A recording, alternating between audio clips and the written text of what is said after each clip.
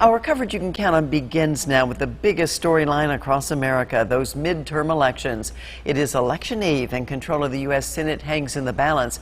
Some of you are concerned about the outcome of those midterm elections.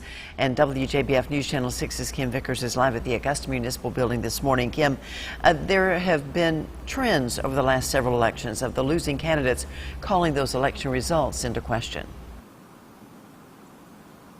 Yeah, Mary, that's right. You know, Stacey Abrams did it in 2018 by claiming voter suppression, and President Donald Trump famously did it in 2020 by saying that Joe Biden won the election with illegal votes. Some worry that denying these election results is a trend that could just get worse and put our democracy at risk.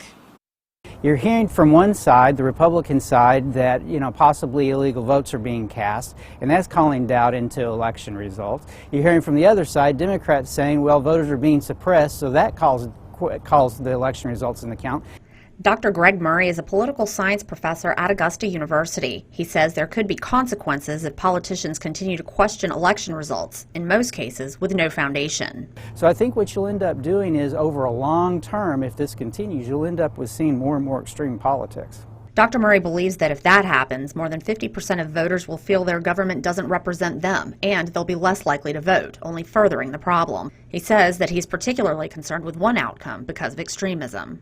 You see some things going on with violence. I worry increasingly about this because in a country of 330 million people, you're obviously going to have some people who are mentally unstable, and they're going to act out in ways that are going to create problems. He says that people running for office will continue to push a rhetoric that election results aren't valid, using outright lies and half-truths, and there's really only one way to stop them, by calling them out on it. They say that stuff because we as voters reward them for saying it, because we vote for them. We get the politicians we deserve.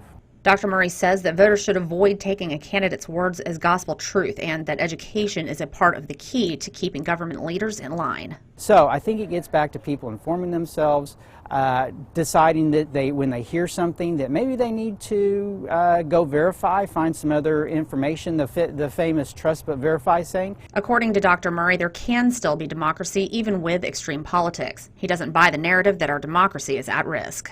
I'm skeptical of the arguments about the downfall of democracy. I think that's an argument that's sexy to make, and I think it's an argument that you make when maybe you have some other arguments that you can't make that are more appealing.